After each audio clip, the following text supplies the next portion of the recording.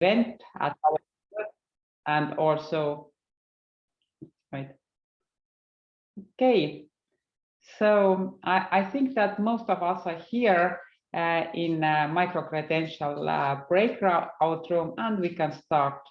Thank you so much of being part of these really challenging discussions. What will happen now in upcoming 40 minutes. My name is Janika LEOSTE. I'm from Tallinn University, Estonia, this extremely tiny country with 1 and 3 million inhabitants, known by good PISA results. And accidentally, today we have serious scientist march going on. It's going on currently, where we protest that there is not enough money given to higher education, so we can't continue with teaching and learning in higher education institutions in our native language. But let's see, we are going to discuss European-wide topics today. If I may, I will go quickly through our breakout room agenda, and then we can start with active participation. First, I would like to show you a terminology, or at least how micro-credentials understood at European level, and then we start working. And our working happens in interactive whiteboard called Jamboard. It's created for us. I'm going to introduce how to use it, and we have 4 sections there. The first one is for 10 minutes, we are going to map together what has been done so far in the field of micro-credentials at our universities. Secondly, we could list and discuss about opportunities. So what is really positive, how we could benefit both local, regional, and European level. And then I think we should also map the barriers. Why can't we start it with the full power if there are so many good opportunities? And as a last part of our breakout room is maybe we can do some tiny next step, like maybe creating a small glossary. What are these terms we have to create a common understanding of, among European universities, so we could start collaborating immediately. Does this general agenda fit you? Yeah, okay. Then we can start, and as we have 26 people, I would suggest that let's say hello all together to each other, that we are here and interested. So 3, 2, 1, hello. Hello. Hello. Hello. Hello. I was thinking even proposing to say it in your native language, but it has been a quite interesting sound then. Okay, 1 second, I'm going to share my screen, and afterwards I'm going to share also the link with you.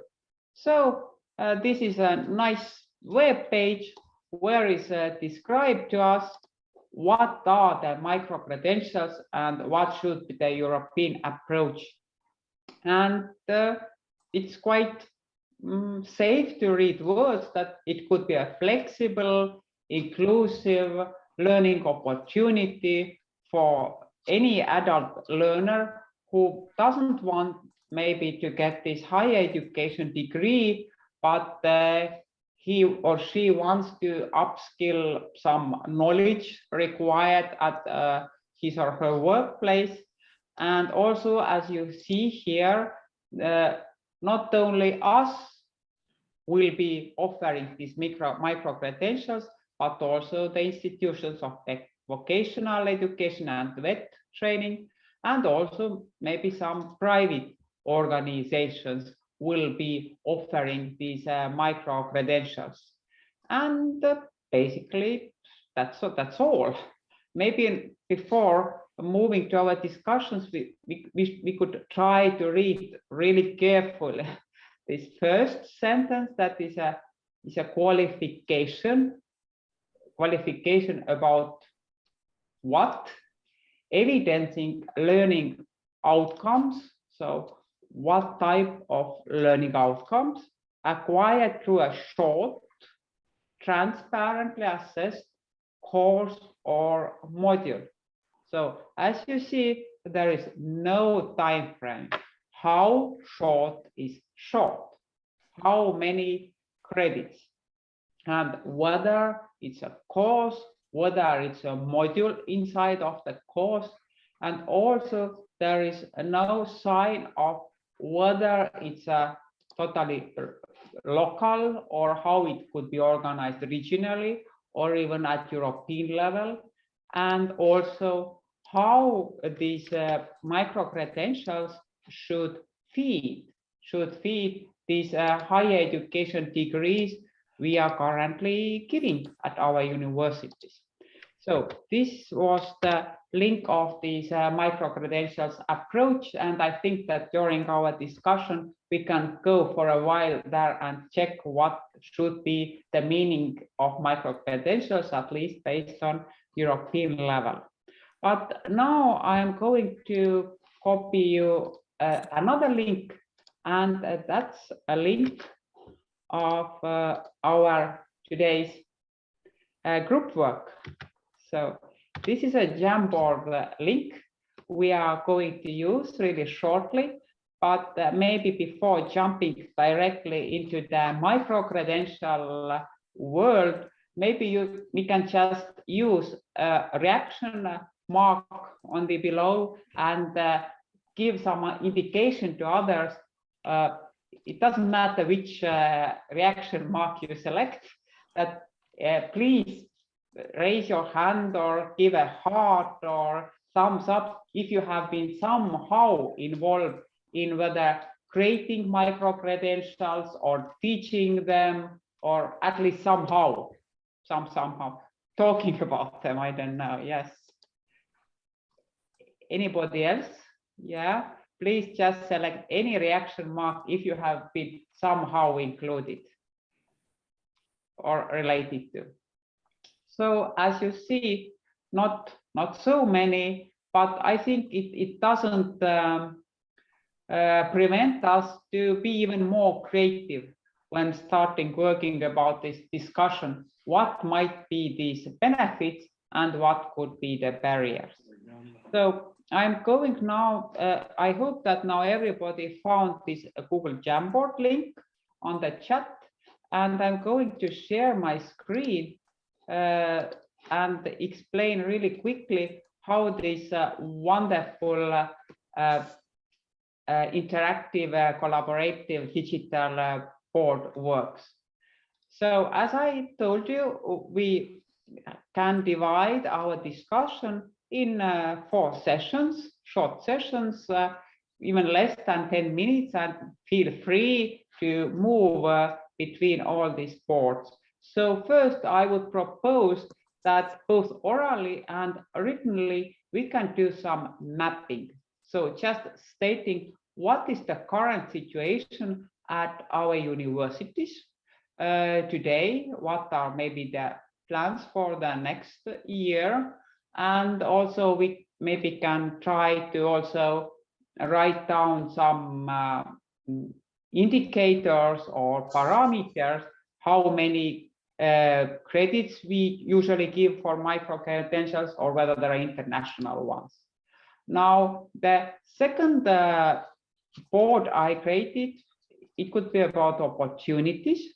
So feel free to write here any opportunities to see in case we are going to implement micro-credentials wider, both locally, and also what could be the beneficial when we could implement them internationally. And the third one is quite unpopular, but most likely there are some barriers. Why don't we give these micro-credentials so freely out in our daily lives? And last but not least, if you feel that there is a need for creating some glossary or terms, what we all need to understand in the same way, please add your comments here. So during our session, feel free to move through these all 4 boards and just make your comments. Now I'm going to show you how to make a comment. It's extremely easy. Please just select from the left side sticker if you want to, and you can write the text here, and that's here, and you can also change the color, or you can also copy it, or also you can delete it. So it's just sticker. You can take a sticker and just stick your idea on the board. Another alternative is to just use the text box. So that's something we can do, and you can also play around with colors and stuff and everything, but I think it's not needed. So I will stop sharing for a second the screen, but I see that you all are there to initiate the oral discussion.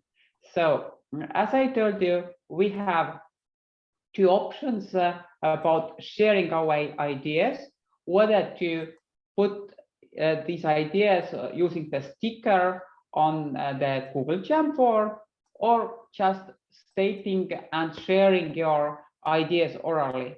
As we are not so many people here, I think we just can start talking, and I think that I have used now all my words or all my time as a moderator, and it's now time for you to start sharing your ideas and thoughts.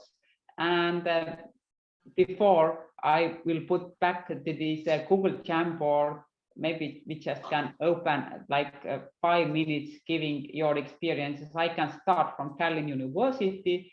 We have pushed to create these micro credentials. This year we have had even competitions on that, and all scholars have been asked to take part of these competitions. And now we have created some micro credentials worth from 6 to 18, and they all paid credentials. And now we have announced, please come here, everybody, pay like 500 to 2,000 euros, and you will get your micro qualification. So that's the story of Tallinn University. Who wants to share their university story? Please just open your mouth, please. Please, Alexandru. Thank you, and hello everyone. I'm really glad to be in this discussion group along with the other colleagues from the other universities or stakeholders. Well, I'm from CIVIS on one side and from the University of Bucharest on the other one, and we have really delved into how to create this idea of micro-credentials feasible and a reality in our daily activities. Well, in CIVIS, of course, in the Alliance, the micro-credentials philosophy has been understood as and tackled as modularization of learning. We have created those that we call as CIVIS modules, which can embed themselves different learning activities, range from 2 to 15 credit points, either if there are short-term learning activities or other that are largely ones such as micro programs. Well, thinking about how this is feasible at rather national level, and thinking about the title of the breakout rooms and the accent placed on barriers, since I'm doing my PhD thesis, especially in micro-credentials and on digital enhanced mobility, one of the main issues that has been seen when trying to see how we can make micro-credentials a national reality also, it's the linguistic barrier, because we don't know yet how to translate in Romanian, for example, micro-credentials, and has been severe debates on, okay, how should we name them? And in order not to strangle their meaning, and in order not to offer constraints to their opportunities, because, well, there were of course some proposals, but many of them managed only to offer constraints and not to offer the liberty or the freedom that is around the philosophy of micro-credentials, in order of the flexibility of learning, modularization, and access to different kinds of qualifications and certifications. So one of the main things, or the first thing that came to my mind, was this linguistic barrier around the concept of micro-credentials and how we can understand it and make it a reality. Thank you. Thank you, Alexandru. Please move to this barriers whiteboard, and I already started this linguistic barrier. You can write it down, and also I think we should put our this credits there, that how we currently give them. But please raise your hand and please be the next speaker. How is the situation currently at your university, at your country?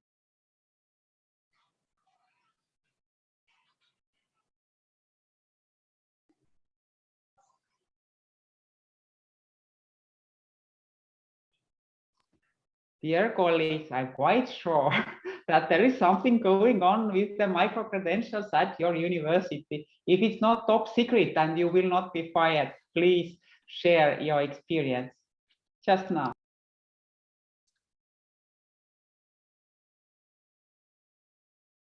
Yeah, well, I can take the floor. Maybe if nobody wants to. I would like to add in the barrier that Alexandru was telling us, is that for the flexibility and for the administration of this flexibility, if you want to offer micro credentials, for instance, you don't know where to put them in the schedule of the foreigners. I mean, the students from CIVIS, when will they attend it? If it could be online but synchronous, you need a common time, and this is really a big problem, I think. And since we don't have that much money from Europe, we are not formed, I mean, we are not trained not to translate, because we should not translate the discipline. I mean, we want to teach and share with other students, foreigner students. So we have to adapt this. And the problem is to make the same amount of credits to foreign students for a certain discipline, for instance, and you need much more time to teach that in a foreign language if you want to be sure that they all understand what you are telling them.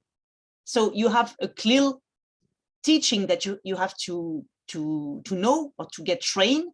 And if you are, I'm a physicist, for instance, and I'm not someone who is teaching languages. So, and I don't feel confident enough to correct people talking a foreign language, and commonly it's in English. So it's difficult for us. We want to share our good practices, offering, sharing our macro credential to as much as possible students, but we are not trained because there's no money.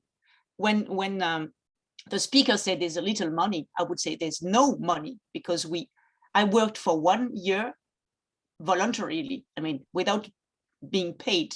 So it's, I think Europe and my university, maybe I will be fired after that, but they count, or they didn't think about putting some hours, teaching hours, or equivalents of teaching hours, to think how to change, how to offer our courses to foreigners.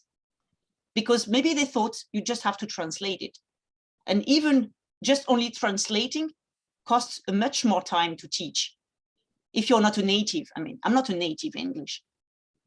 I'm a poor French. So it's really a concern. It's really an issue to design the course, each working session properly, so that the students it gets some benefits, let's say. And yeah, it's really a challenge for us. Thank you, Gabriela, so much. And I kindly ask you also now go to the Jamboard and go through these slides, because in the end of the session, we are going to summarize. I would just like to add to the Gabriela's worries that when talking about this potential target market of these micro-credentials, they are most likely outside of the higher education students, and there might be also these language barriers. There are also huge language barriers in Estonia, because people don't speak freely English. I would say that 1/3 of our population even doesn't speak Estonian because they speak Russian, for example. And you know that there are language issues. And now when we read from this policy document that micro-credentials are meant for lifelong learning also. So somebody will come from the workplace, especially in French-speaking countries, Spanish-speaking country, they can't learn in English. So we definitely face the linguistic problem, but we also, when we think that, okay, let it do so, let's French will produce micro-credentials to the French speakers around the world. Then we also have to think about these short-term things, and we also should think about these cultural issues. So whether even the Spanish is not same in Spain or in America, it's already different Spanish, and also maybe there are, you know, it has to be directly tied to the needs of the work market, job market. Maybe there are other needs because we are not so similar. So beside the worries that we can't teach them all in English, it's expensive to translate, but otherwise nobody will come. And also these cultural issues, we also have to address the cultural issues as teachers. So I would also at this point, and I'm pretty sure that the next one will talk about expiring thing. So knowledge is expire. So it's not solvable that we just produce e-courses. As a teacher, we know that after 1 year, we have had such a professional development, we even don't want to hear what we were talking a year ago. So maybe there is also one dimension. Gabrielle? Yeah, I wanted to add that for me, it's not only an issue, the culture difference, it's wealth. So I would ask whether we could have some coaching. I mean, we have to think about that, some coaching using this multilingualism. That means in working in little groups, we could ask the students to work in tandem, in the tandem way, you know, and it's really nice to see that that we do in research. So we have different countries looking at one problem, and we have a different angle of views, and it's nice. I mean, it's really that's the wealth of it. So it's really good to use this difference of culture during the teaching, and what you learn from this. It's difficult to put some bonus or some gratification, or to measure how many equivalents or ECTS you should put on it. And there's no equivalence for me when you do something in a foreign language using this intercultural exchange, all what you can learn from different culture. For me, there's no price. I mean, it's difficult to to balance if you have 3 ECTS or 5 ECTS in one country. So 5 credits, let's say. I don't know if you understand what I'm telling, but five credits. It will not be 5 credits maybe, because you learn different things because of the language. So you are richer with your language and your culture after this teaching than if you get it in your own mother language. Gabrielle, I totally agree with you, and now we expect also the other opinions beside Gabriella's, Alexander's, whether we have find the essence, or is there anything else we could add to these barriers and opportunities, please.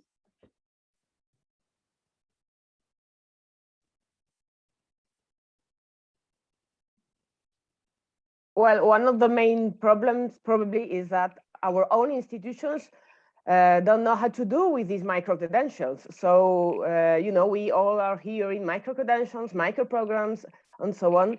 And, at an institutional level, we are accustomed to a traditional teaching and curricula. And so you have to insert these micro-credentials who are meant to use to reskill some, or I mean, different from the regular curricula.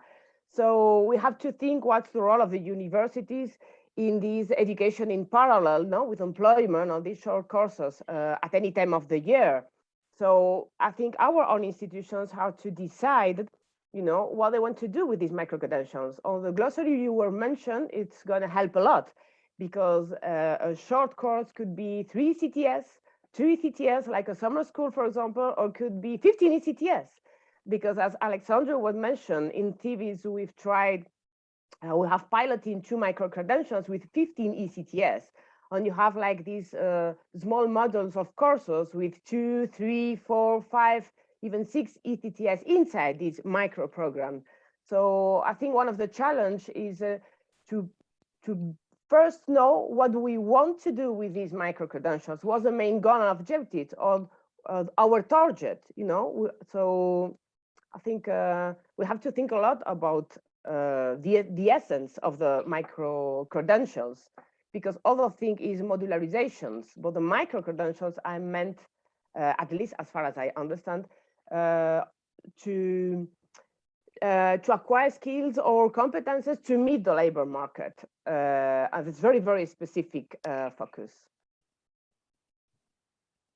Thank you, Nadia, and you brought out even bigger problem, because when we teach in higher education, we have this long curricula lasting for years, and actually we have these learning aims.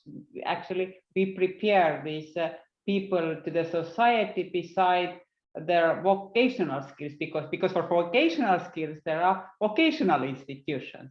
But as a higher education, if there is somebody, adult person from the work market, job market, coming to this short course, he asked, sorry, you talk about this data scientist, you're referring to somebody, but how can I apply at my workplace? So how is the direct benefit you will be giving to me?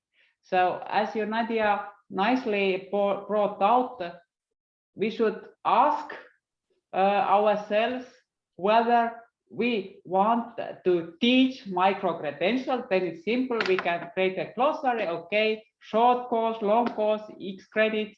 Maybe we can even agree on what could be the most beneficial micro-credential, I don't know, about cybersecurity, maybe about this and that. But there might be also another approach to ask, how could our society benefit? How could these adult learners could benefit? Whether after taking our course, they have to pay for that, the companies can't use their workers or employees because they are having our courses. So whether their income will increase, whether their well-being will increase, whether these companies will become more green, why they should allow to come these adult learners to our courses and pay for that also.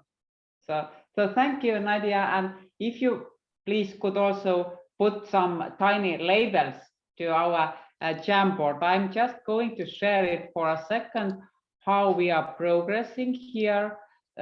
So yes, please, if you have experiences at your university with micro-credentials, please just use a sticker, just take a sticker, put it here. How is it at your university? And also, you see, it's a lot of opportunities you have mentioned already here, and there are some barriers, and also there are questions about the glossary. So I think that there is no need to stare the whiteboard. I'm just going to copy the link one more time here in case somebody joined us later. And please, let's continue with our discussions about micro-credentials. All emotions should be brought out. So who wants to be the next one, please? Have a little bit of an idea, actually, because I was thinking about what can we do to promote these courses or modules. What is the university role? Is the university going to help us teachers promote these courses? Or I was thinking that the universities might promote these courses amongst the university alliances and this might restrict the audience. And another question that I was thinking about, maybe we could build a platform and we can enroll our courses or our modules so that all students across the world can just pick the module and attend it, and then eventually he will get the micro-credential. And that was a thing that I put on the Jamboard also. Maybe we should think about this platform, maybe supported by the European Commission, and it could be a huge benefit for us teachers, because the visibility of us as teachers, as researchers, might enhance, but also it's going to just eliminate all the barriers, because one student from another university alliance would not have the possibility to find out about a course that is being done by another alliance. So it's going to just tear apart the barriers for a bit. Thank you, Elena, so much. And now you see there is even the small initiative can start, can help us to start solving the issue, because if we say that the adult learner student should have a choice, because I'm an adult learner, I want to choose the most beneficial course for me. They are short, they are flexible, and as most likely all big language are represented here, even currently right now on our screen. So we can produce these micro-credentials and conduct them even in our local languages, but emphasizing that maybe this B1 level might be enough to join and still understand, and you can still do the course. So yeah, I think if they are highly practical, for as I just brought the example, maybe it's about about sustainable development issues, for example, they are universal for. It doesn't matter that you have different sustainable development goals compared to another country. Then yes, it can be international, and then we can give out these international credits. That another issue is how, let's say, how, for example, Estonian owner of the company will value these credits given by Romanian university. So I would add this creating awareness among our potential target group, how they should benefit, or whether it's worth to take this micro-credential course or module also from another country. You're not limited. Thank you so much, Elena. And please add more and more ideas that are coming, because I really like these co-design sessions, because we have here 29 brains, 29 brains. Can do with 29 brains. We can do a lot, especially if they are multicultural. But please, some more ideas or issues to bring out, please. Okay, so I might be able to go ahead. Thank you so much. Thank you so much for hosting, Janika. I come from 4U+. I don't represent, I guess, 4U+, but I do come from 4U+. In 4U+, we're waiting. We are waiting on my credentials. We're waiting for the European Commission to pronounce itself. I think that is long lasting. There was a first instance in 2016, 2017, it had not elapsed. 4 years later, we're still waiting for the European Commission to be able to pronounce itself on micro-credentials, micro-diplomas, micro-masters, micro-anything you want. And I also wrote, you have it on the Jamboard there, that's a very big problem. The lack of initiative and the lack of policy with a federal state that, for example, in the United States, we have. Now, let me jump onto the other side of the Atlantic. What's going on there? A little bit, make a comparative analysis if you would like.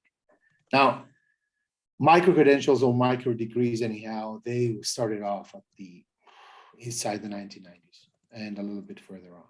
and they have been exploited by universities exclusively for commercial use. I mean, 9 cases out of 10. Students are not, they can take up them, of course, and they can opt for them, but they're not meant for students. They are meant as a commercializing tool for universities in order to be able to attract funds.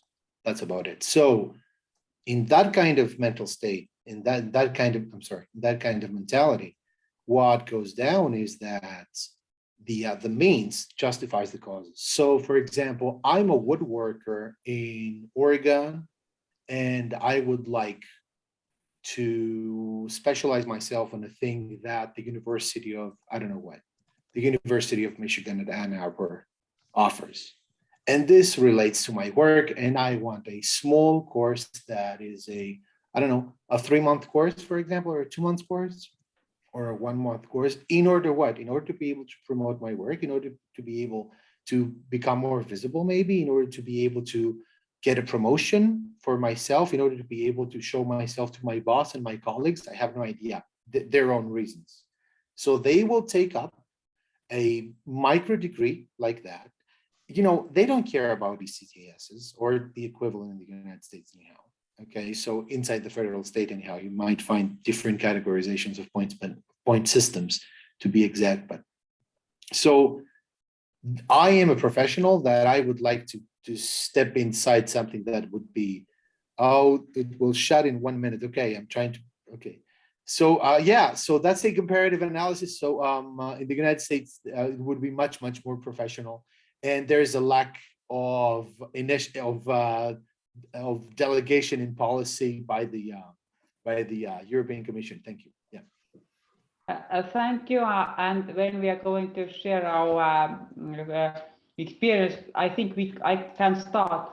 Who is the target market? Whether our students, or whether we go further to the commercial way and we just make money with that. And then the CTS's credits are not needed. We just achieve a huge amount of money. But